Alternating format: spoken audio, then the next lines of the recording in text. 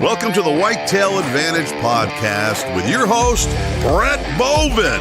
Thank you for tuning in and enjoy the show.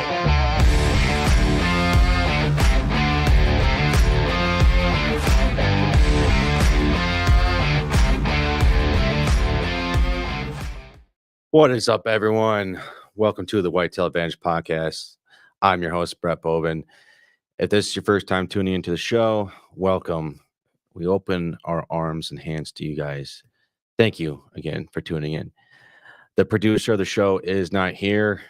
It's his birthday, so I'm going to send him a text message saying he's fired. So he's no longer the producer of the show. Anyways, like I said, if this is first time tuning into the show, we do a live show Monday through Wednesday at 9 p.m. Eastern Standard Time. Each week, we cover a new state and bring on a guest for each day of the week and get their hunting styles, their hunting tactics, and learn what they're doing best to be successful in that state. And it's also nice to see what's kind of going on the conservation side of it, everything, and the law-wise of what's going on in that state. So in case if you want to go to that state, you kind of have an idea of what to expect. This week, we are in Michigan, and as everyone out there that's listening, I'm from Michigan as well. So I'm going to pretend like I don't know jack crap about what's going on here in the state, even though I have my opinions. We're just going to leave it at that. I do ask, though, as the listener, the audience out there, to put your quarter in the slot machine. And what I mean by that is to help share the show.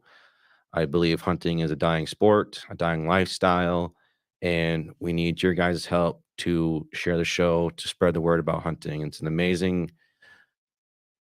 just an amazing adrenaline rush. It's an amazing lifestyle. It's something to share with your friends, your family, to get outside. And there's nothing better than hunting. So for everyone out there that has been sharing the show and helping spread the word about hunting, thank you. And I just can't say thank you enough. Like I said, we do have some news, though. If you didn't listen to our last episode, we are now on Waypoint TV. It's something that we've been working on for a while, and finally we were able to announce it. So you can catch our audio podcasts on their app, and our videos will be on their TV guide on this Friday, which would be the 31st, May 31st. So check them out. Check us out. Thank you, everyone out there. We are a part of the Gilly Puck Pro staff. So if you use the code GP10, GP10, you can get 10% discount off their products. And with that being said, I want a quick ad for them.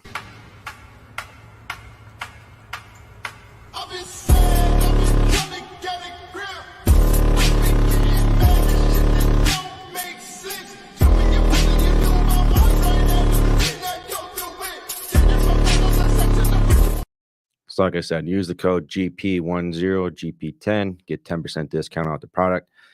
I am a huge fan of MAGNUS Broadheads, so make sure you go check them out at magnusbroadheads.com.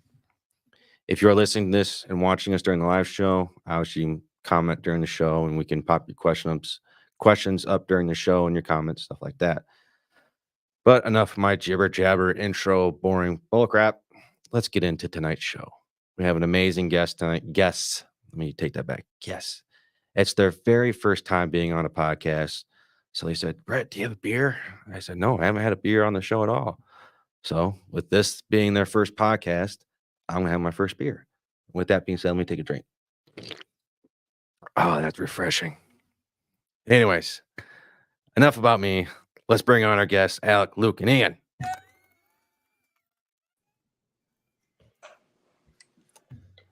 What's going on, Brett? Do you guys have a good day? Beautiful day. Great day. Yeah, the weather out there today here in Southwest Michigan was amazing. A little windy for me, but it was amazing. I could manage. It was pretty nice. It's a good Michigan day. It was. Honestly, my favorite weather is 65 and just a slight cloudiness. To me, that is just, I love wearing shorts and like a hoodie or a sweater type of deal. Oh, man. You put me next to a bonfire, that's heaven to me, man. Put me in the tree stand, though. Okay, yeah, take it back. Let me put me in the tree stand. Leaves coming off the trees.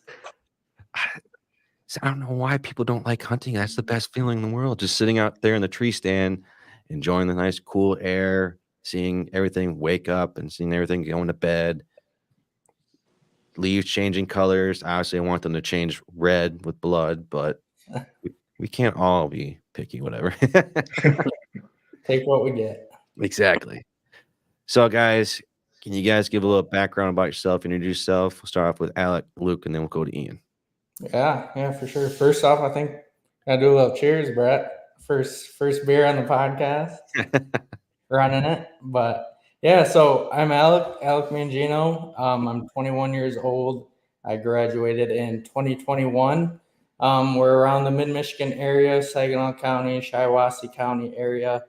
I've been hunting ever since I was a little kid, growing up with my grandpa and my dad. And these past 4 years, I've really been getting into bow hunting, saddle hunting, trying to step up my game, learning a lot these last couple of years. Listen to your podcast, the guys from the Fall podcast, they put on a great show. Learn a lot from that stuff. And other than that, I'm a real estate agent in Flushing. I was originally going to school to be a nurse, and I decided right before clinicals, it wasn't really for me. So finished out my associates a couple weeks ago and on the path to a real estate agent and enjoying outdoors and hunting in the meantime. Nice. Luke?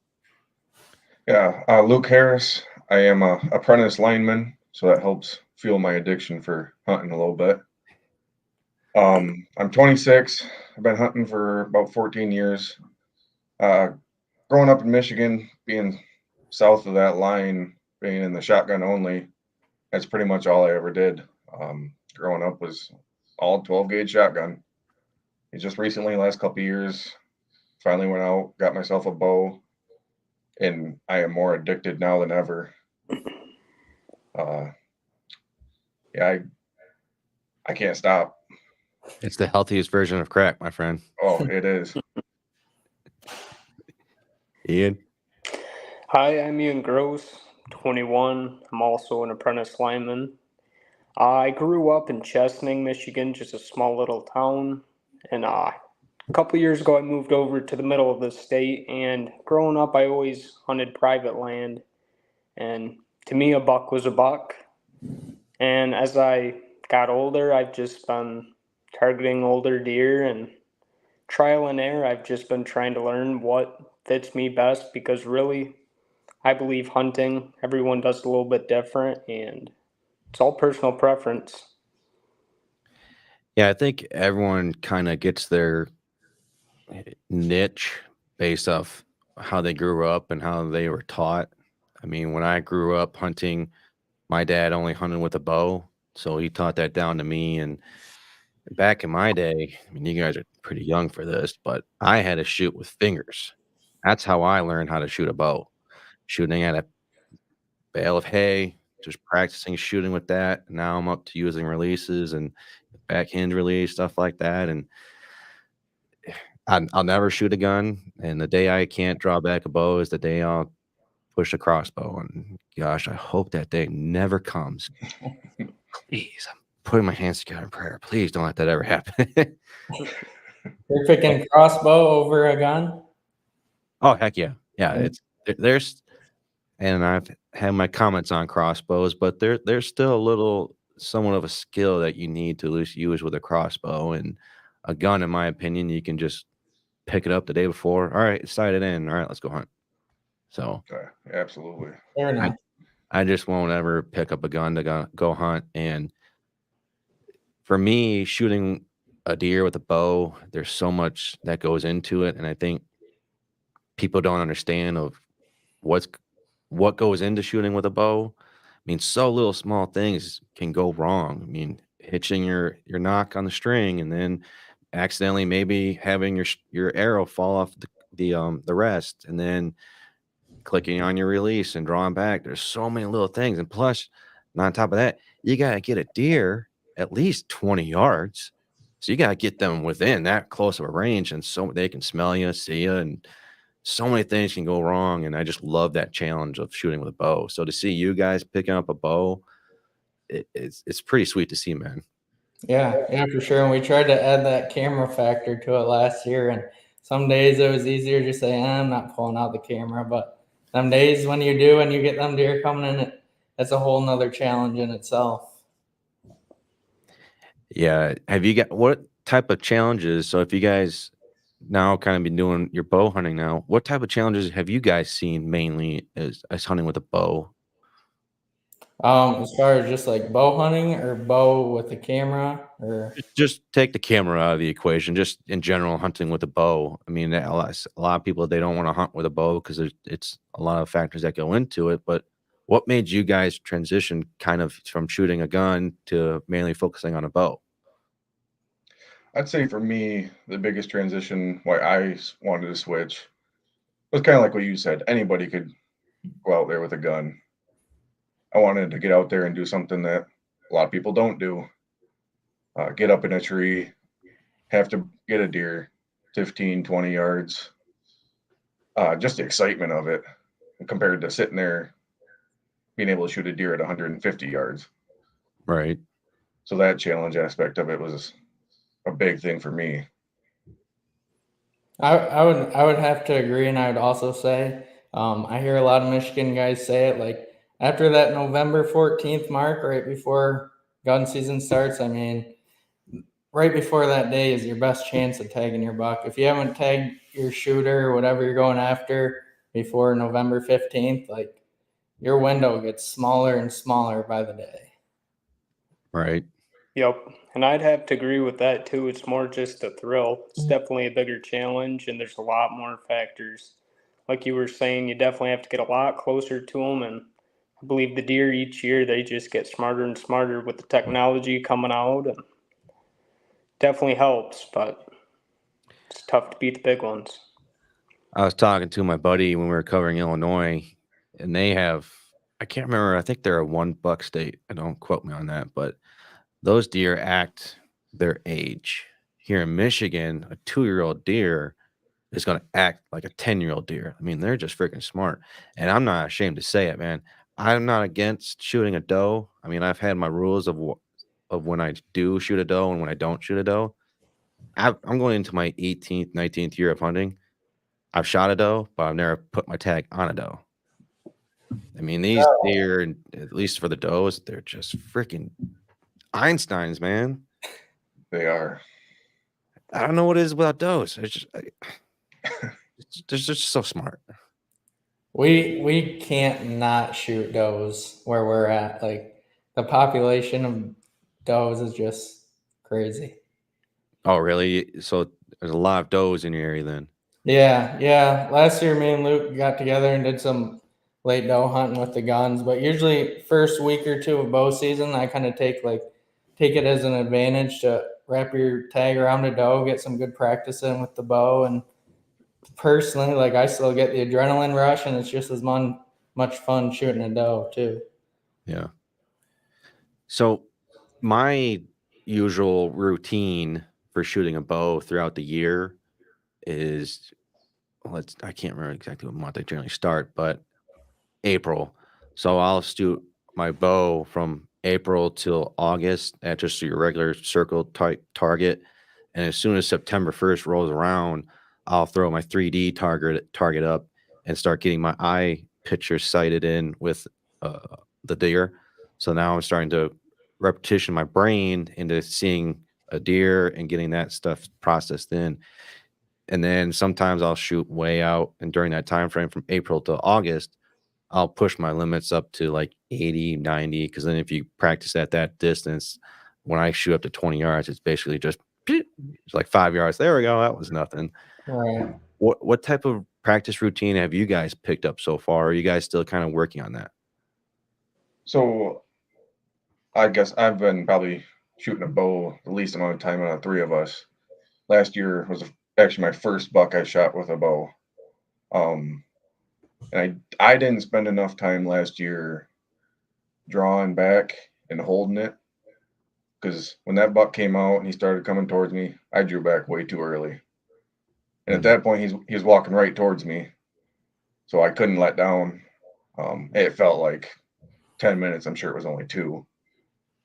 But so this year, I'm gonna spend more time of drawing back, holding it, being comfortable in that position for an extended period of time. Excuse me. Because I ended up putting a kill shot on him, but it was not the greatest shot. And I think it was just because I was fatigued at that point. Right. So that's going to be a big one for me. Well, you, Alec, Ian. Yeah, I'd probably agree. Like Luke said, he's probably had the least amount of time between the three of us shooting. Me and Ian try to get together as much as we can throughout the summer. And like you said, take those 90, 100-yard shots, like mess around. You might lose an arrow occasionally, but when it comes to, like you said, those 20, 30-yard shots, it's like piece of cake. You work your way back to 90, then slowly work your way back up, and you get up there and you're like, geez, why couldn't I hit the bullseye every time yesterday when I was shooting at 30 yards? Right. You know, same thing. And hunt or shoot your bow out of your tree stand in your saddle too. Do that, practice throughout the summer. That's good practice. Yep, I'm a big believer. I shoot a lot of 3D targets, and I've just always leaned towards them. I've shot bows since picked one up when I was 6 or 7 years old, and it's what I've just always shot. I just believe, you get the picture in your head, and I always put myself in different situations too. I'll hide them in the woods, I'll put them behind some grass, and usually every once in a while I'll put a black dot, and I'll just aim for that same black dot, and then every time I see a deer in the woods, it just kind of helps me picture that. Mhm. And I do the same thing as Alex said. I'll shoot. Once I get my bow fine-tuned, I'll start at 20, work my way back to 80, and those longer shots, once you can start grouping up out there when you're 40 and below, I mean, it's like throwing a pin. Right. Like a It's little pretty chip shot. easy. Yeah, when I started growing up and getting more into the archery of it, my dad would always make me do like jumping jacks and push-ups, and you're like, all right, just keep going. And then just to get my heart elevated, he's like, all right, no break, pick up your bow and shoot. And you got like 10 seconds to shoot. And he would just drill that into me. So that way I was prepared. I was situationally prepared for those times where he's like, you're going to have those times where your heart's just going to be beating out of your chest, and you got to learn to control it, control your breathing, and then make an executed shot. So, because you're putting an arrow through an animal, so you want to make sure it's quick and ethical and a kill shot, so that they're not suffering as much. So, my dad put me through the rigor, man, and I'm thankful for it and grateful for it, and I need to get back into that. But I think the more you can stress yourself out, because when I was in the police academy, they stressed the more you can stress yourself out in training, when that real world situation comes up, it's just going to be nothing really, because you're going to be prepared for it. Yeah, absolutely. Like kind of Ian said, yeah, put yourself in the little bit of weird situations. You're not just shooting at a clear target 20 yards away. Put an obstacle in front of you. Yeah. Yep. Know your shots when you get to your stand too. Range everything where the deer might walk out to, where you're comfortable shooting to. Range all your spots, pull back your bow, make sure you got a clear path to the target, and make sure there's nothing in your way. There's one thing that I've been doing a lot more lately is when I'm just sitting in my tree stand, there's a lot of times I'll just sit there and just enjoy being out there. But I'm picturing scenarios of, all right, what if a deer comes here, and what if a deer comes in this general direction, and what if weird chaos happens in this scenario and I get stuck in this position? I'm constantly picturing different situations that happen, so that way I have an idea of, all right, I thought about it and this is what I can do. So the more that you can kind of prepare yourself, I mean, we're kind of digging yourself more into this, but the more you can kind of think of these type of situations, don't just sit out there and just sit out there, constantly thinking what can happen next, what can happen next, what if this happens? So that way you're more prepared, is what I'm trying to get at. Yeah, absolutely. I did, since you guys are from Michigan. So you guys are from Michigan, right? Yeah. Correct. I think so. No, I had no idea. So that's new to me. So thanks for clearing that up for me. You guys know where Kalkaska County is, correct? Correct. Yep. Okay, if you guys didn't, I was going to start crying. For anyone that doesn't know, if you know Mackinac Bridge, it's basically in the northern part of the Lower Peninsula, just kind of right below it, basically. So these two kids, well, I don't want to say kids, but his name is Nicholas Patnode. He's 19 years old, and Xander Garrett. He's 20 years old. They were arraigned and accused of torturing animals and illegally hunting. And it looks like, I'm just going to be paraphrasing a lot of this article, but he said Kalkaska men are believed to have illegally killed at least 6 deer, including a 9-point buck shot from a window of a truck. And they are also accused of inhumanely killing a porcupine. So, yeah, they got that going for them. And it doesn't go much into detail of like what exactly happened, but just to kind of rattle off these charges. Nicholas, it looks like Patnode, he's got 2 counts of killing, torturing animals, a 3rd-degree felony punishable by up to 4 years in jail and or $5,000 in fines, 6 counts of wildlife conservation violation, which is general violations, a misdemeanor punishable up to 90 days in jail and or $500 each, 1 count of hunting and fishing license violation, that's 90 days in jail, 1 count of wildlife conservation wildlife, again, 90 days, and another count of wildlife conservation violation, possessing a bow or crossbow in a vehicle operating on public land. Garrett is facing 1 count of killing and torturing animals, 1 count of wildlife conservation violations, taking game from a vehicle, and another count of possessing a bow or crossbow from a vehicle. What are your guys' thoughts on that?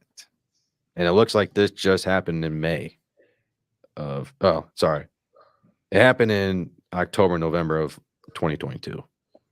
Okay. So these kids, I say kids, but 19, 20-year-old kids, looks like they're out on bond. I haven't seen much if they are sentenced or anything like that, but what do you guys take on that? Don't torture and poach animals, I guess. But Yeah, no, I would have never imagined, like, you don't mess with the DNR when it comes to wildlife and the resources, because they're going to get you and they're going to get you good. So, yeah, Yeah, they yes. make rules for a reason. Just gives a bad rep to pretty much every hunter out there when someone violates. Yeah, it's a little bit hard without more context of the exact situation. But just as a hunter in general, just hearing that's kind of frustrating. And I don't know, I think Alex said it, but yeah, it just puts a bad name on hunters. I mean, we already have the stigma of, oh, you're out there just killing animals willingly, and to throw this kind of wood on the fire, it paints a bad picture for us. I mean, that's 0.5% of the hunters out there. I mean, everyone else out there, we do the best we can to be hunting in the most ethical and law-abiding way we can.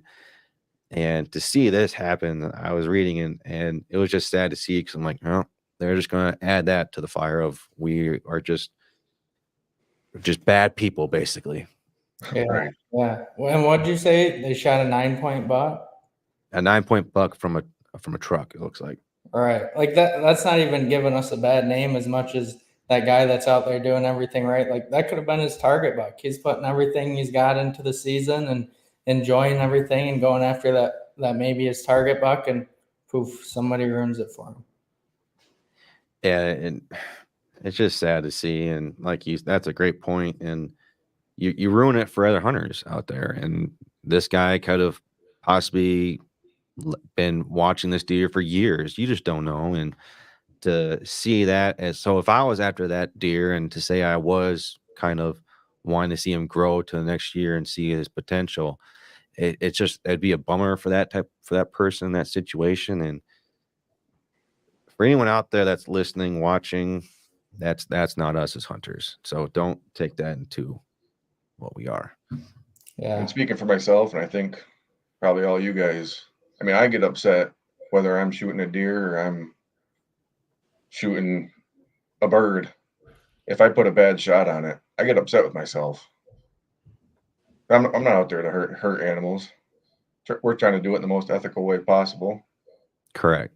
And I have my mentality is I hate to lose more than I like to win. So those wins, those honestly last like 2 days. After that, if I was to lose, those last for me forever. And what I mean by that is those successes I've had on deer, don't get me wrong, I'll remember them, eat the details in and out, because that's another part of archery of why I love it. But when you miss a deer or you have a bad shot on the deer, I can tell you every point of, man, you just kick yourself the entire rest of the year, and leading up to the next year, you just, all right, this is going to be the year. I'm not going to let that happen again. It just eats at your soul, man. Yeah. Yeah, I could tell you all about that. I'm sure Luke's looking at me. Last year had a stinger, and this year can't wait to redeem myself. So, but since we're on this quick little topic, let's kind of dive down this little rabbit hole. What is the one hunting scenario that just kind of you're going to remember the most, because not a success story, but a downfall story? And how did you use it to motivate yourself to be better?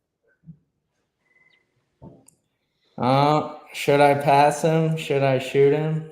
Maybe one of those scenarios I'd go down. What are you guys? I guess mine would be I guess it ended up in a success story, but I put myself in a position in the tree last year where the buck ended up shooting a week earlier had come out, and just where I was sitting. So that whole week I had beat myself up. So I made some changes, and I went back out there and ended up shooting him a week later. But you broke out there a little bit, Luke, or was it just me? No, he broke up for me too. Okay. Where did I lose you at? Basically at the start of your story. Oh, all right. So the buck that I ended up shooting last year, a week beforehand, I had went out and he came within 5 yards, and I had set myself up in a bad spot. I couldn't even get my bow drawn back. So all week long, I was beating myself up. I ended up making changes, went back out there and ended up killing him. But all week long, I was just beating myself. Mm-hmm. You know, I still am going to use that, know exactly what not to do. Right.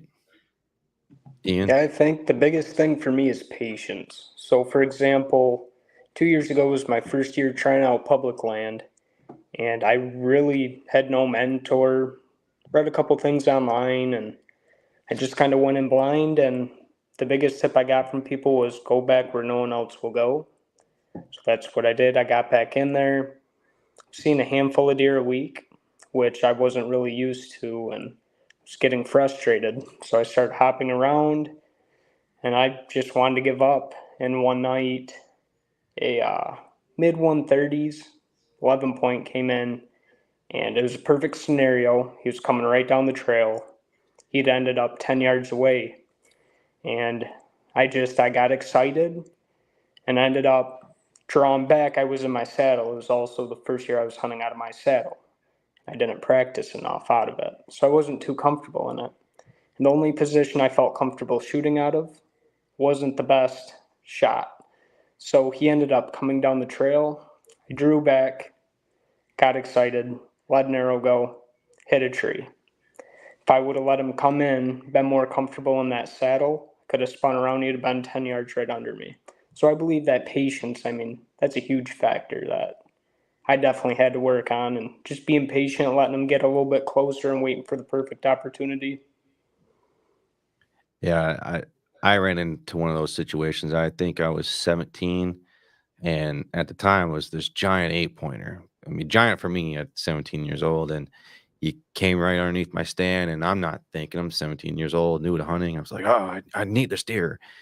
And I thought I had a great position, because in my mind, I'm thinking, all right, if I aim right there, I can still at least get the left shot, because he was basically right underneath me. But I thought, my mind was like, all right, I think I can get at least this left side and cut down and get his left side of his body, get long liver, whatever.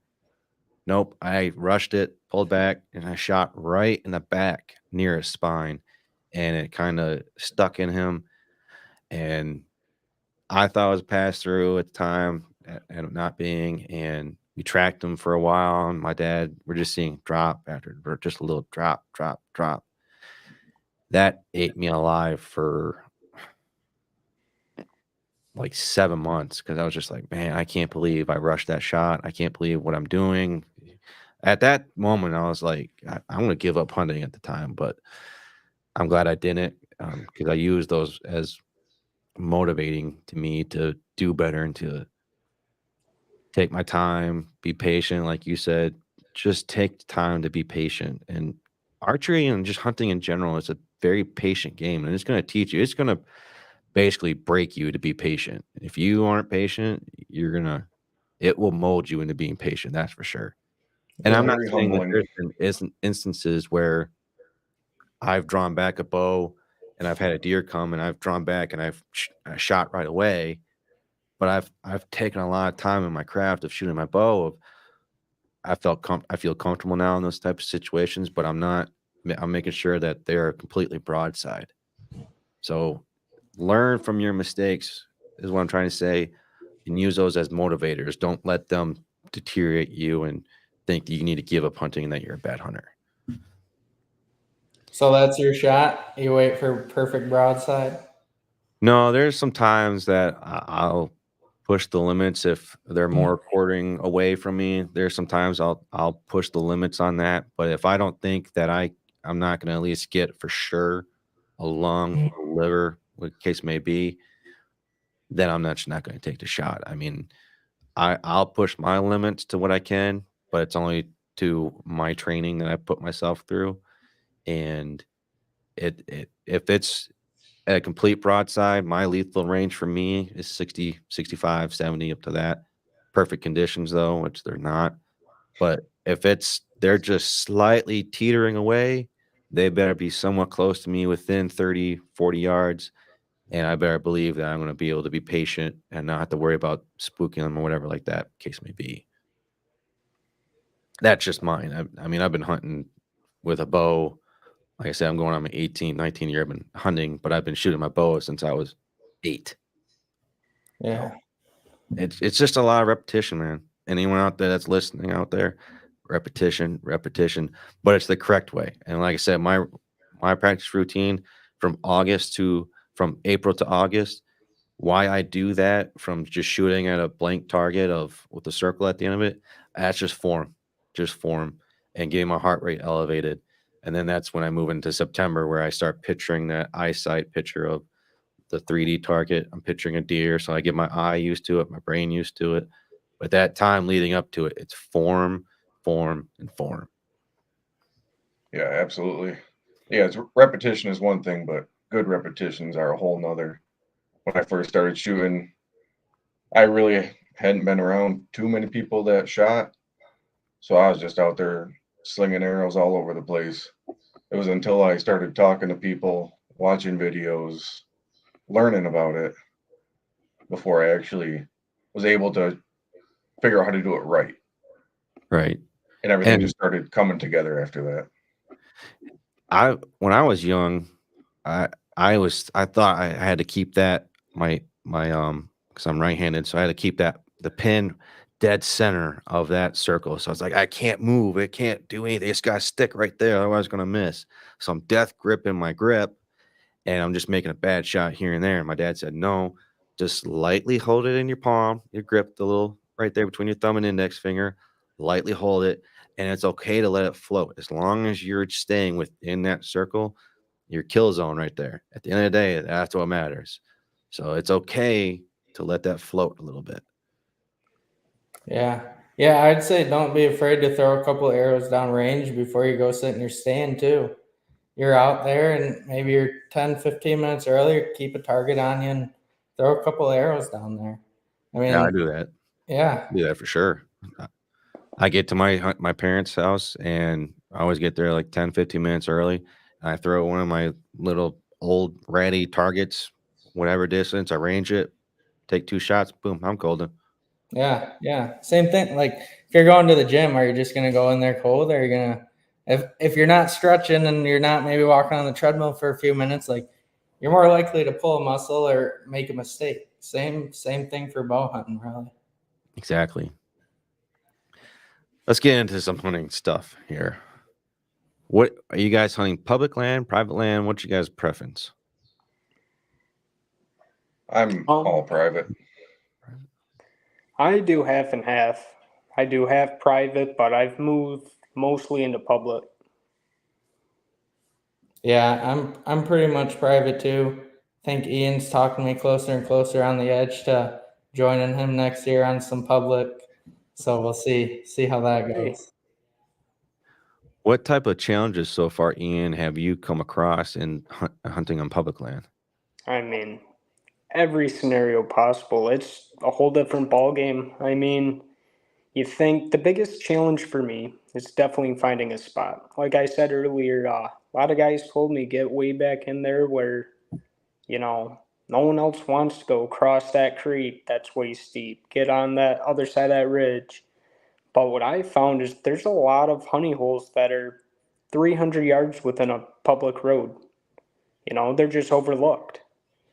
And the biggest challenge with that is there's a lot of traffic in the area I hunt. So if someone sees you go in, they'll follow you in, or you'll see them back there the next week or a couple days later. And it's just getting away from people and finding that spot that's promising. That's the toughest part for me. With you guys hunting private, what type of challenges have you guys mainly seen so far, kind of on your own property? So around here, it's a lot of smaller sections people own. So I think the biggest challenge is how to get the deer on your property, how to keep them there, and when they're going to be there. Okay. That's hard. Yeah. I hunt a little bit of a bigger piece than loot. And personally, I would probably say pressure. And we're guilty of it too. But I would say pressure and bumping those deer, because they have their spot where they know they're safe over on the neighbors, because it's the thickest of thick, and people don't want to get back in there on the neighbor's side either. And if you don't catch them deer moseying over chasing does or that first week or two of bow season, they're just going to go right back in there because they know we're coming. And there's more than just myself hunting there. But half the fun to me is all of us getting out there and going hunting and doing our thing, and maybe we'll get our deer. But I would say pressure probably hurts us the most. Ian, on the public land, what are you looking for do you do a lot of e-scouting? Yes. So usually how I scout is I go on Onyx and I'll check out the 3D mapping. And what I'll do is I'll just go, and a lot of the times if you zoom in, it's a lot of swampy grass too. There's a lot of patches around here. And if you zoom in just enough, you can see where the deer are going in and out of bedding. And I really use that. So I kind of make a bunch of points. Then all spring and summer, I'll go back and I'll glass. I think last year I put just over 80 miles between shed hunting and scouting public land. So I believe on foot and glassing, that's how I do most of my scouting. What are you looking for that's like when you're looking on e-scouting and out in the field? What's going to draw your eye to be like, man, I really want to look at this spot. I really want to check that out. And then what makes you think, all right, this is the spot that I need to be in hunting? So what I look for is bedding, food, where they're traveling. So when I look on Onyx, what I do is I'll look at how it is around me. Is there smaller chunks of public between private? So I look at the different bedding, what crops are on, corn, beans. What I do is I'll go in and I'll find these little funnel points where they're just running. I mean, just mud trails. And I'll walk them, and I use my tracker, and I'll walk all of the trails, and then I'll sit back down and I'll see where they all intersect. And what I do is I try to stay as far away from bedding as possible. So where all the trails intersect, I kind of start there, and then I'll start sitting there earlier in the season. As the season goes on, I'll kind of push farther and farther into bedding as they get pressured. Are you ever worried that you might be getting too close to the bedding area? Yes. So, I mean, it's tough because public, you never know where the deer are going to fully be. I mean, with the pressure on the land around here, they're jumping all over. So a lot of times you just go in and with a hope and a prayer. Alec and Luke, whoever wants to go first, what are you guys looking for on your private property? What makes you? I'm sure you've been hunting that land for a while now, so you kind of have an idea. But when you first were on there, well, let me backtrack and ask: did you have somebody to tell you, all right, you need to sit here? This is gonna be a good spot to hunt. Yeah, a little bit. Okay, Luke. And I've just built on that. Luke, did you have that situation or no? No, not really. It was kind of just a trial and error game, pretty much. So when you guys were out there on your private property, what are you guys looking for? It's like going to catch your eye. Like, I need to hunt over here.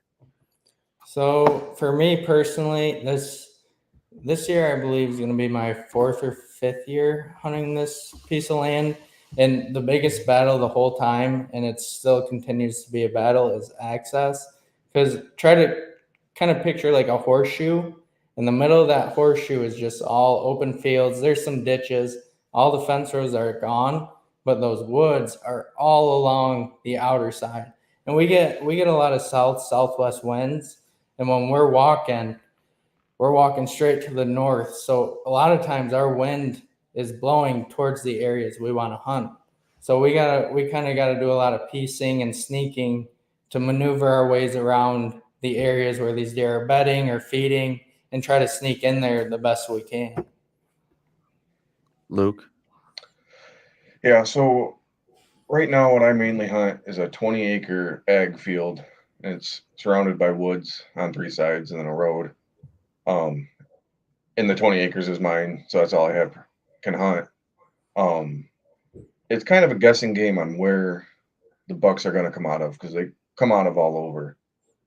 So I like to pick out, there's 3 different spots I have that are the 3 spots they come out of. So this is where I have a love-hate relationship with trail cameras, because a lot of times I feel like they give me false hope. Right. But I like to set up cameras on those 3 spots and try to pattern the time of day, the temperature, just whatever on where they're at. And that has actually seemed to work pretty decent for me. I'm not going to go down that rabbit hole because I really wanted to start it, but I know I'm just going to, anyways. Trail cameras? Trail cameras? That, yeah. Just don't get me off track, Alec. I don't want to go down that rabbit hole, my brother. No, I already forgot about it. Yeah, what were we talking about? I have no idea. We're talking about hunting, right? Or squirrels. That's right. I love squirrels. Squirrel. Anyway. One thing because the reason I asked that is because of if anyone's shown you like this the spot to be hunting. My dad told me, like, all right, this is where we hunt. This would be a great spot to start hunting. Just go sit there. You'll see deer. All right. First 2 years, I got a deer. Then after that, first like 2 to 3 years, I didn't see a deer. I didn't see shit. I don't even see a fawn. Nothing. So I'm like, there's got to be something out there. I'm missing it. What am I doing wrong? So one thing I came up with the idea of, and this is prior to me reading books, and this is before YouTube, podcast, stuff like that. I came up with the idea of doing some winter scouting. So when I thought of the idea was, all right, I'm going to wait till snow comes after the season. And once we do get a good amount of snow, I'm going to wait about a week to 2 weeks, let it really pack in and let the deer really get through the trails. Because I'm going to be able to tell the difference between a heavily used trail and a light used trail. The very first year I did that, I was learning a lot more about the land I was hunting on, learning where they're moving, and just learning. It opened my eyes of what's going on out there more than what I thought. And now the more years I've been doing it since then, I feel like I know that property in and out. I know where they're going to be moving. I know how they're going to be operating majority of the time of the year. So I think anyone in those situations where if you have the ability that you have a snow and after your season, do your best to winter scout. And that way you're learning your land more. You're learning where the deer are moving from. Because then what I've learned was I've seen spots where they're bedding that I had no idea that they can even consider bedding. I see these giant little flat spots and so like little circles. I was like, why the heck are they bedding here? I have no idea. So I think the more you can learn your land, and this is just like the private land part people, the better you're off in the long run. So what I would say to kind of take it off of what you were talking about, scouting after the season, like wait for a heavy snow, check them trails.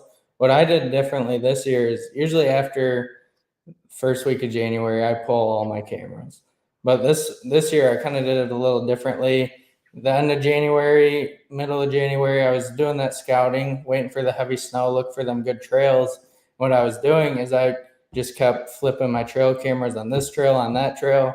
What trail are these bigger bucks using? You know, you can use that to your advantage too. Like this trail, I mean, it's heavily used, but is there a big buck using it? Or is it just a bunch of does and yearlings? And that can kind of decipher that as well, in my opinion. That's a smart idea. I never even thought of doing that. I just figured it's just a bunch of deer running through there. So, heck, I'm going to start doing that. Thank you, Alec. I really appreciate that. I think it's something once in a while. Yeah, that was a great tip. Yeah, I'm going to start implementing that myself now. There you go. Yeah. And I'm going to start putting those cell cameras on those now. So I start getting instant alerts. We're going down trail cameras. Luke, I blame you on this, man. You brought up the words of trail cameras, and this is all your fault, my friend. Yeah, this one's on me. Now I don't remember what I was going to say because I was so mad at you, Luke. Now I remember. I remember last year, it was my first time using a cell camera. I was at work, and next thing I know, I have an Apple Watch. My watch was just buzz, buzz, buzz. And I'm not kidding. It was like every 2 seconds, buzz, buzz, buzz. I'm like, what? So I looked at my phone. It's Reveal sending me a million notifications saying, here's a photo, here's a photo, here's a photo. So I'm like, all right, great. What's out there? Let's see that giant buck drama that I've been after. Squirrel, squirrel, squirrel. Oh, that's a beautiful sunlight. Squirrel, squirrel, squirrel. Look, a raccoon. Yep. Oh, look, a doe. Oh, yeah, I see it here. Yeah.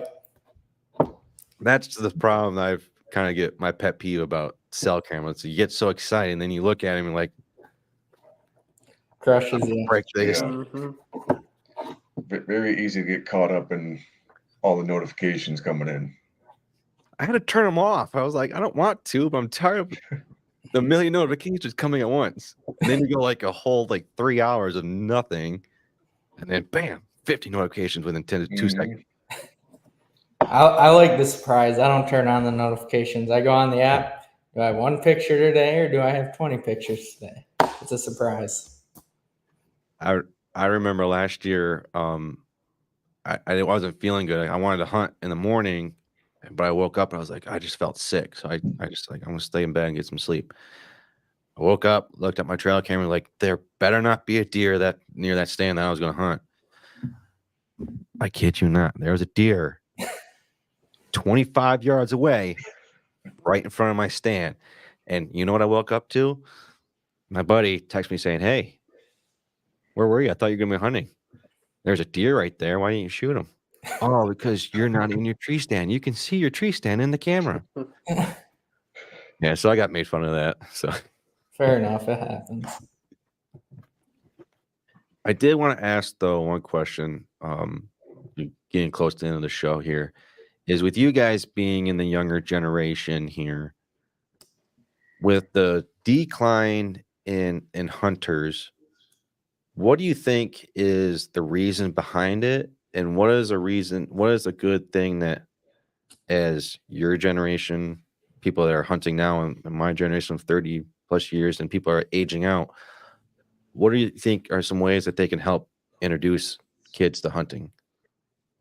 So I'm going to start off with the easy route. I think a lot of people say it, but just the access to land, like these kids growing up, you either have family or friends that have this mass of land or even 20 acres, 5 acres, small parcels. Like it is very rare now to where multiple people have that land. Like around here, I mean, there's a select number of farmers that own over half of the agricultural land. And now what I see a lot of farmers doing is, they're not just going to say, yeah, you can come hunt my land. They're going to want to lease it to you and make you pay to go out and hunt their land, which is fair, rightfully so. It's theirs. But like the younger generation, these kids in high school, they're not going to have $3-4 grand to go throw on a fall and hunt throughout the year. Good point. Ian, Luke?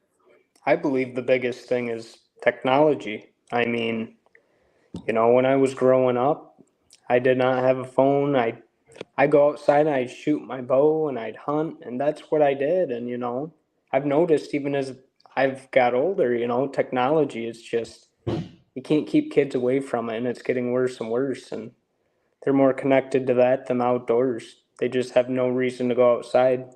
Everything's right in their hand.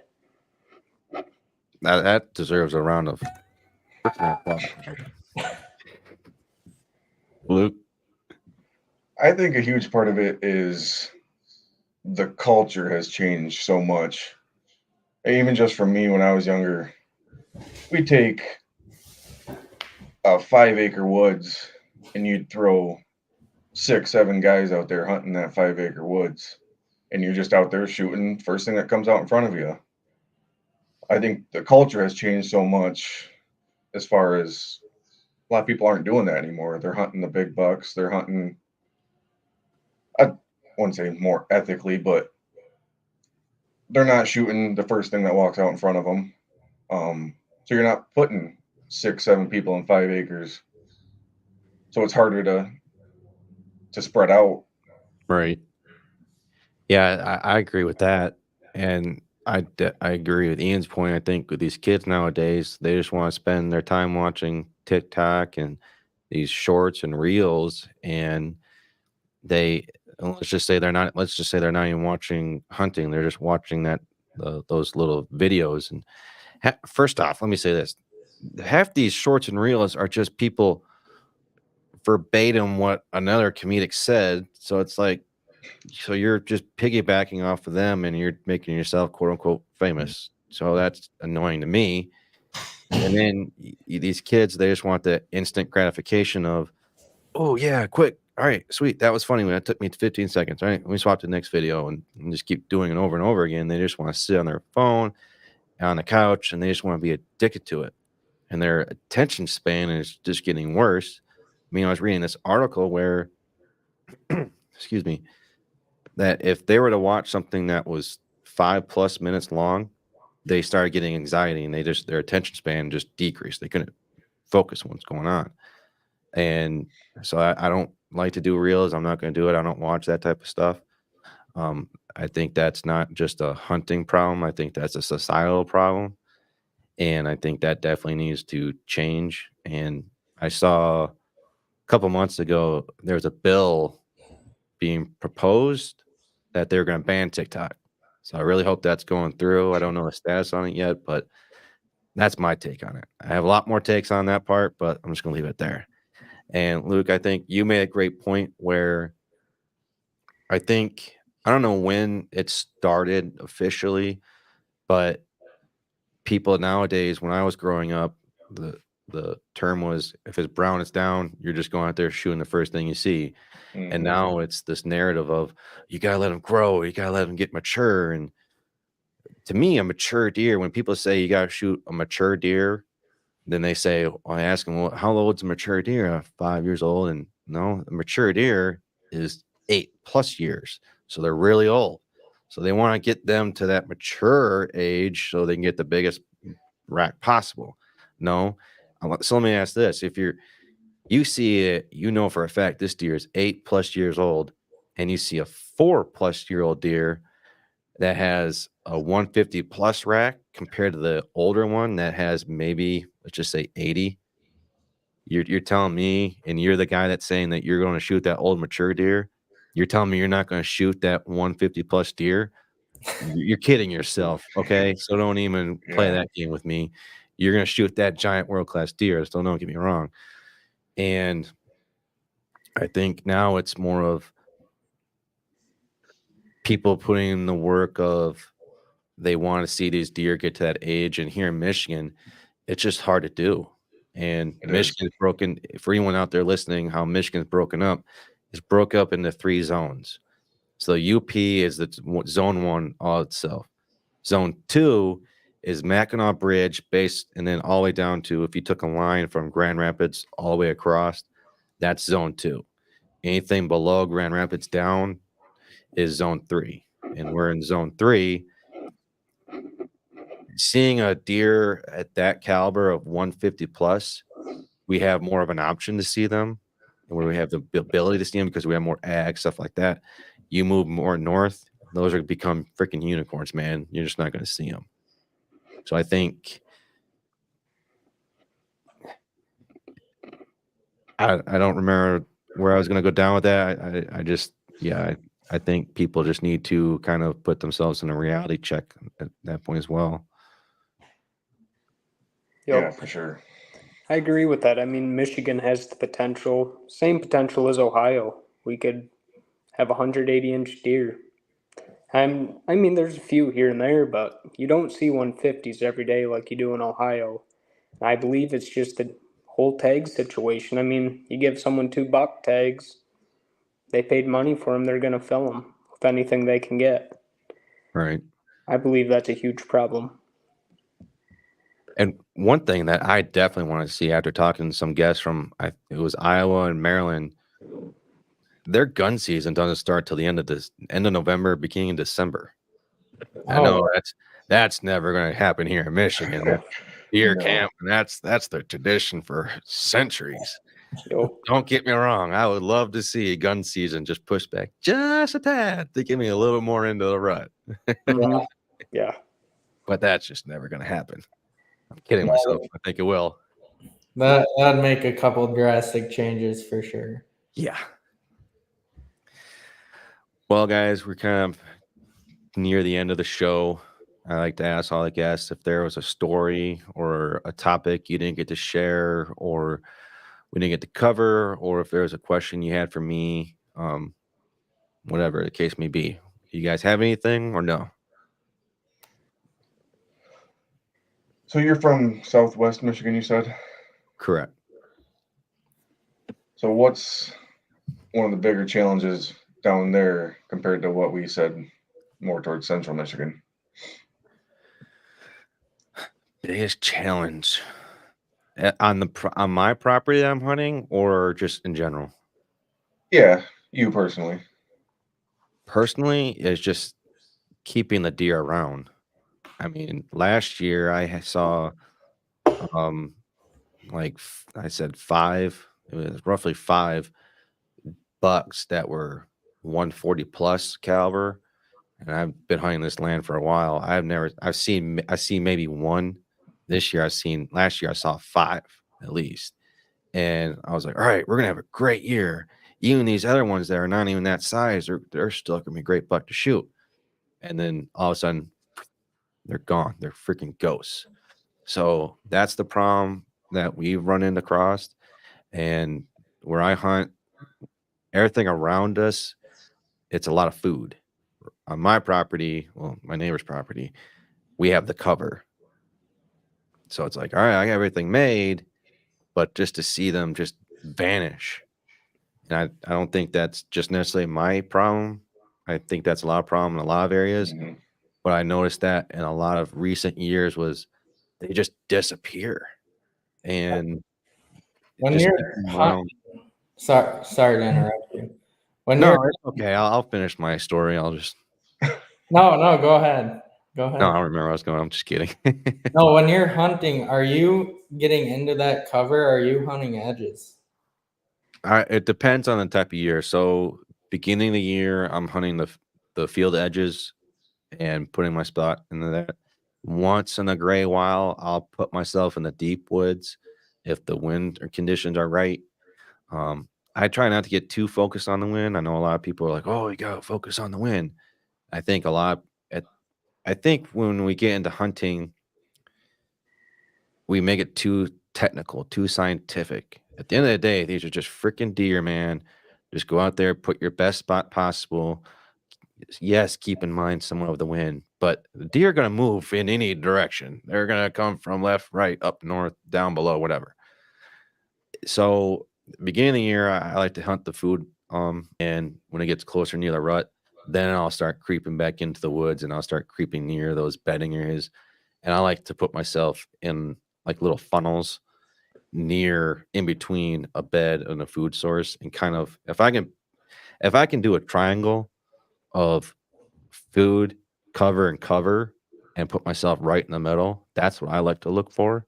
I'm gonna put myself right smack dab in the middle because Okay. they're gonna eventually move. They have because in my opinion, and if there's a swamp too, and there's a water spot over there, no matter what, they have to come through me in order to get to that next spot. Whether it be the food, the water, the bedding, they have to come through me before they get to that next spot. Yeah, right on. I think one of my issues with that whole playing the wind and getting in your spots, like I was saying earlier, with the amount of deer we have around, like those does that come out before you're gonna see the bucks and everything, like no matter how you position yourself with the wind, they just like to hang out. They're eventually gonna circle and get downwind of you at some point. So the way I look at it is you just kind of got to build and learn on those scenarios when that happens and say, hey, this tree 50 yards down here to my right might give me 20 more minutes until they get downwind of me to get an opportunity at, say, that big buck that might be coming out right behind them. Right. And I've seen a lot of people, and don't get me wrong, playing the wind is great. No, I don't not look at the wind, but like I said, deer, they're gonna move, and the smart ones, they're gonna figure it out, man. They might, if you're hunting a west wind, they're gonna somehow try and figure out before they come into that food source. They're gonna do everything possible before they come out there. So, like I said, we just make it too scientific and we make it like this big problematic thing. In reality, it's just deer hunting. Go out there and hunt the deer, and you know they're gonna be moving through here. So just put yourself in the best spot possible. And then I think when you see a lot of people, they say, well, I hunt a west wind, that's all I hunt, and I'm gonna put myself there. And then you see this video of them shooting this world-class deer. All right, and you just see that over and over again. Then that's training your brain basically of, all right, well, shit, that's what they're saying, that's what they're doing. So, all right, I gotta make sure I watch these guys and do that. No, it's just deer hunting. They're deer. They're wild. Excuse my language. Wild fucking animals, man. They're gonna move in any direction, and just put yourself in the best position possible, depending on the day. And sometimes just go with your gut. I mean, there's a lot of times where I was using an app and it said I had like a 99% chance I was going to see a deer. So I went out there, didn't see shit. Well, then I saw one day I was going to have 5%. All right, I'm not going to go hunt. What's the next thing I know? Notifications, buck. Oh, yay, awesome. I should have went with my gut. And I'm seeing these deer when I trust my gut, because the app is telling you great with all the weather and the information like that, but they're not taking into account the external factors of what's the neighbor doing across the street. Are they out there blowing the deer, moving to you? It doesn't take that stuff into account. Right. Yeah. They have no idea what's going on your property or around you. Exactly. So just get out in the woods and just go hunt. I can't say At that. the end of the day, you're just going out there to shoot a deer. Exactly. I mean, I have my. You had to say that, Luke, because now I'm gonna do my best not to go down that rabbit hole. And I'm on a roll. Luke, I don't know what it is, man. I'm never gonna have you back on the show. You're just making me want to not say things I don't want to. And anyways, well, Yep, guys, Yep. what was that? Would you say Oh, something? I was just gonna say I agree that nowadays with the new technology, everyone thinks they have to have the best of the best. You know, you have to be in a saddle, can't hunt out of a tree stand. And just like you said, it comes down. They're wild animals, and it's just hunting. I actually, probably for 5 or 6 years, I never hunted out of a stand. I'd always just dig a little hole or sit on the ground by a log, and I had just as good as luck as I do sitting in a saddle. I've killed more bucks off the ground than I have in a saddle. Oh, wow. You know, I mean, I don't know if I know I've heard a lot of stories where through my dad mainly of hearing these guys go out in the woods. All right, I'm gonna go hunting. F it. Let's see what I get. And they're out there in jeans, red flannel, smoking, going out in tree stand. They don't do any scent control. And I have my own opinions on scent control. So Luke, I'm not gonna blame that one on you. I'm gonna blame that myself on that rabbit hole. And they just go out there and they shoot. Oh, they shot this 10-point deer. You kidding me? I'm convinced on the blue jeans and cigarettes that'll do the trick. I've seen it firsthand. It will do the trick. Haven't done it, but I've seen it, and it does somehow work. I don't know. Might have to try it. I guess so. I think if I want to shoot a 150 class deer, I'm just gonna start throwing on blue jeans because I think what was it? Fred Bear said it the best. You put all this money into camo, and I go out there in red flannels, and that's another point of you see all these high priced camo stuff and deer. I don't care what I look like. I can look like a freaking clown. I don't give two shits what I look like. Deer can only see certain colors. That's their tones in their eyes. They only can absorb so much stuff, and they see like blue and orange. So I'm not going to spend all my money on camo. Like I said, I'm going to wear whatever basically, and I wear camo, but I'm not going to spend $1,000 on it. But I'm going to put my money towards other things like my bow and stuff like that, and a tree stand. And yeah, I'd like to say yes, but I'd say we would probably be a little hypocritical if I said I agreed with that. Not that I don't agree, but I probably spend a little too much on camo than I should. well, don't get me wrong. There's some great products out there. Like I know Sitka, their stuff is extremely quiet, and that's a great line. My buddy uses that stuff, and it's extremely quiet, extremely comfortable. Comfortable and warm, I would say 100%. Pricey though. Oh. Yeah, I mean, to each their own. Everyone's got their hobbies, right? Exactly. Well, guys, did you guys have a story or a topic before I let you guys go? If you're not in a rush, I got one for you. All right, let's go with it. So what are you doing with scrapes, food plots? Are you running anything like that? This will be my first year doing a food plot because we're starting ground with it. We finally got permission from the landowner for us to allow a piece of the land to do a food plot. It's going to take us a couple of years to get everything up and running because we're basically starting with scratch. Mm-hmm. So that's where we're at with the land food plots. You asked a question about the scrapes. My mentality is I'm a least invasive person possible. I try to do wit versus wit of, all right, where are the deer moving? How can I just do nothing and beat them at their own game?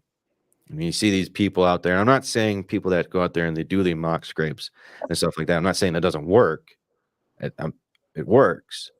I don't do that because, like I said, I try to do the less possible because I want to see how well I'm challenging myself and how well I can beat them at their own game.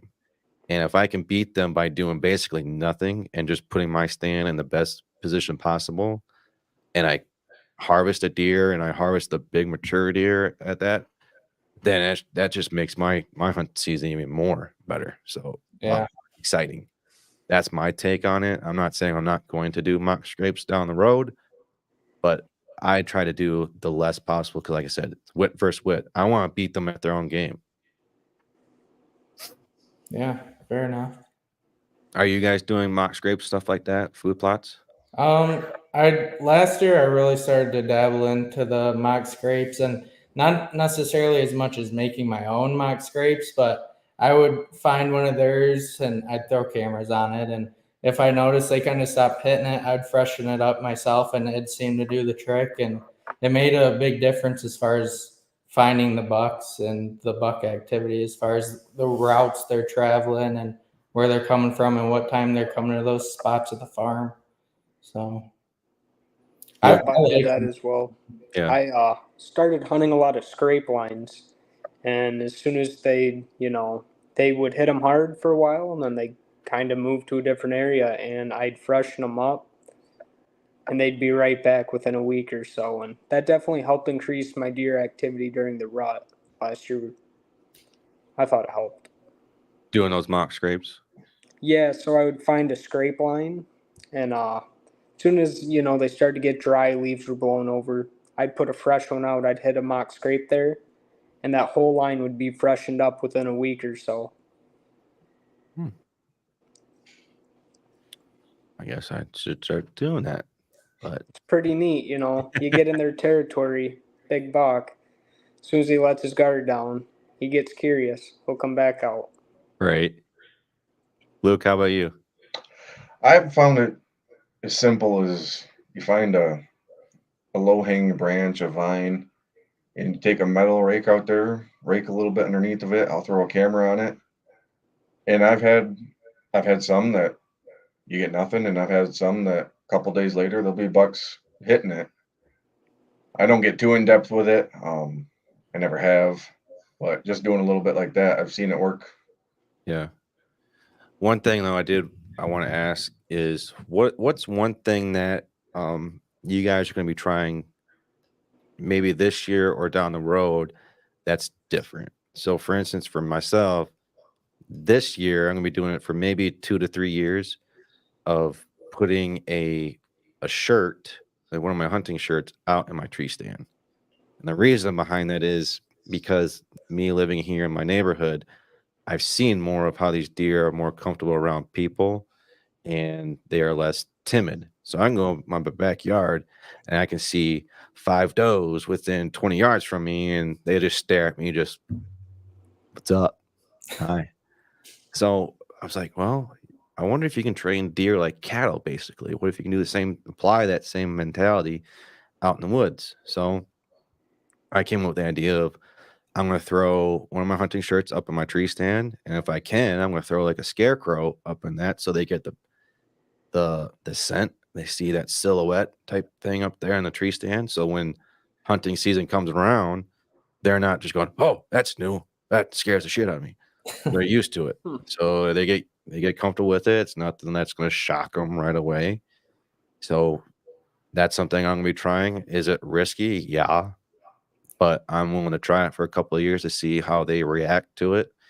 And I'm kind of curious to see how it kind of turns out for myself. So that's something that I'm going to be trying. I'm willing to always try something new, try something different, and step out of my comfort zone.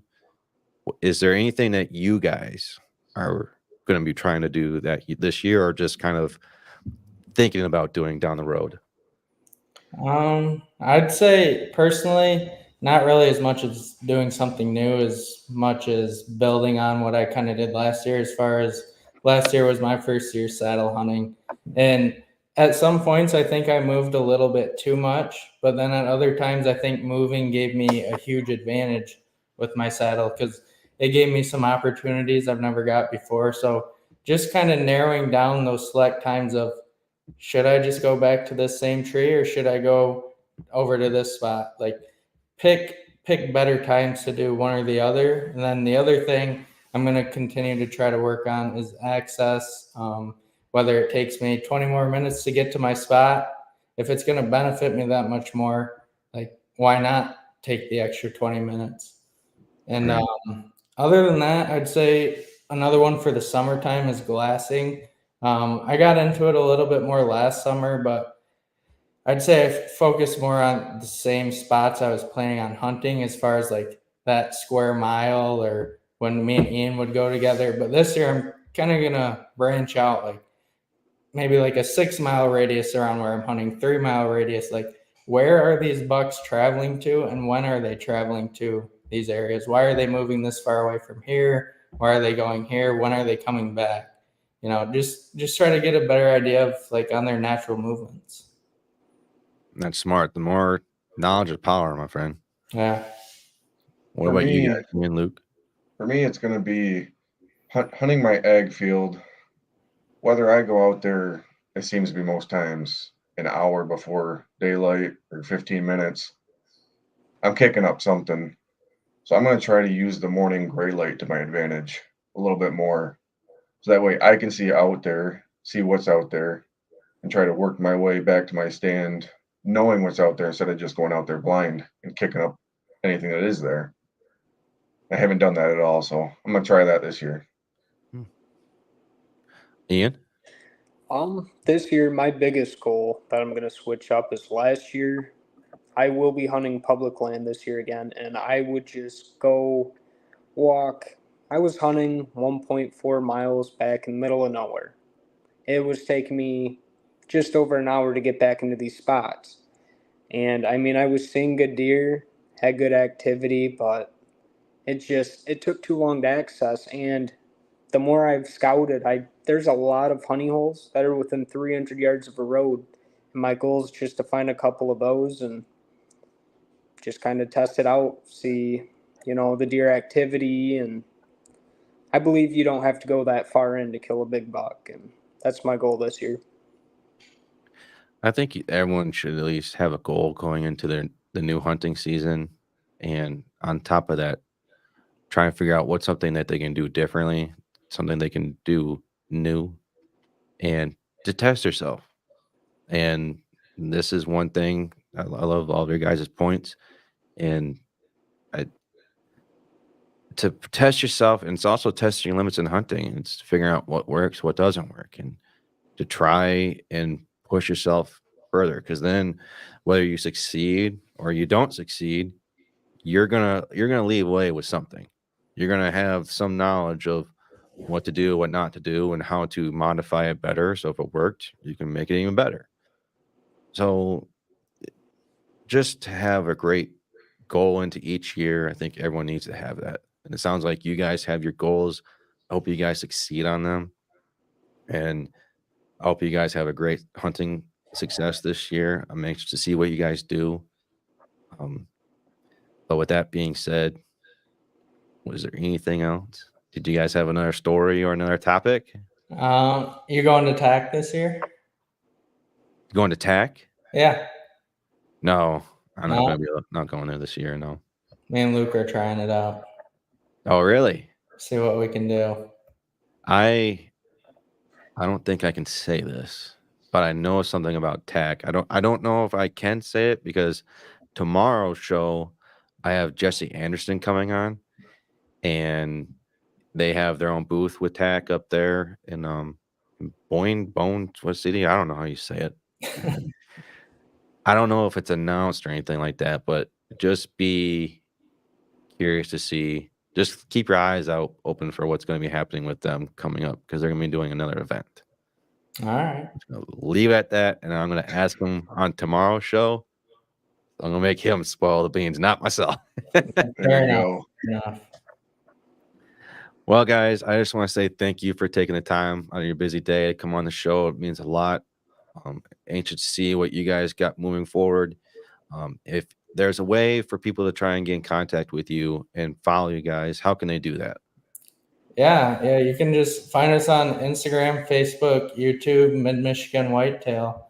Check us out, give us a follow. If not, see what we got and see if you're interested. We're excited to build on it this year. What is one thing you guys are going to be trying to do differently, and how long have you guys been running your page now? We've been running it for about a year and a half now, and differently, I'd say, I think kind of at the beginning we focused on we want to be like, look at all these other great hunting pages, thousands of followers, how they're sticking to all their quote quote ethics and rules of exactly like, hey, this 180-inch deer is all we're shooting. That's all we're going to show you. You know, we want to show you the ups and the downs. Like everything's not a perfect story, and we kind of want to share that and not follow the path of all these other huge companies and creators and everything, and do our own thing. You know, don't let it change who we are. So we're working on that. Well, it's great to see another page doing that, because I got told when I was going to be restarting my podcast again, I didn't want to go down the norm. I wanted to create my own norm and show you the ups and downs and what really goes on in podcasts and videos and stuff like that. It's not just shooting these 180-inch deers. You're going to have these times where you're going to shoot that lesser, I want to say lesser, but that 40-inch deer. And as long as you are proud of it and happy with it, that's all that matters. Yeah, 100%. Yeah. Hunting's just different to everybody. It's whatever makes you happy. Exactly. Well, guys, definitely stay in touch. Luke, I'm just going to leave you and pop. I'll just stay over here. I hope you do, man, because you brought up topics, and I was like, do I go down that rabbit hole? Do I just push the button or no? So I'm not talking to you anymore, Luke. Fair enough. I'm just kidding, brother. Stay in contact, guys. Anxious to see what you guys coming up down the road. But again, thank you guys for coming on the show, and I hope you guys have a great rest of your night. Okay, guys? Yeah, thank you. I really appreciate it. Thanks, brothers. Guys, I'll talk to you later, guys. All right, take it easy, man. See ya. See ya. All right. There you go. Well, guys, that was an amazing show. Went a lot longer than an hour, but man, love talking to those guys, and I really want to get them back on the show. Amazing group of guys, and very knowledgeable. Sounds like they're willing to learn, and they're not accepting defeat. They want to go in their own direction. So it's awesome to see. I don't want to call them kids, but this young group getting out in the woods and picking up a bow. So it's extremely awesome to see, and picking up a bow and hunting, it's the best feeling in the world. And to see younger kids out there doing this, it's amazing. Like I said, if you haven't picked up a bow or you haven't gone out hunting, you need to do it. It's the healthiest version of crack, my guys. So, but with that being said, I don't know what's going on with my internet, whatever, but please put your cord in the slot machine and help share the show. And everyone out there that has been doing it, we're very much appreciated. And make sure to use the code GP10, GP10, and get 10% discount off Gilly Putt products. And make sure to go check out MAGNUS Broadheads.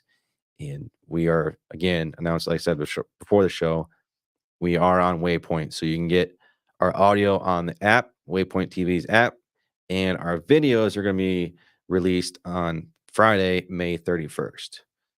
Again, thank you, everyone that's supporting the show, and we will talk to you guys on the next show.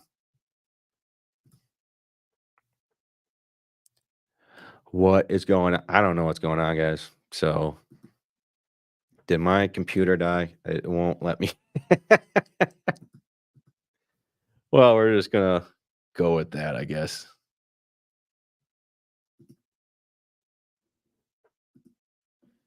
I have no idea. This is weird. It won't let me end the stream.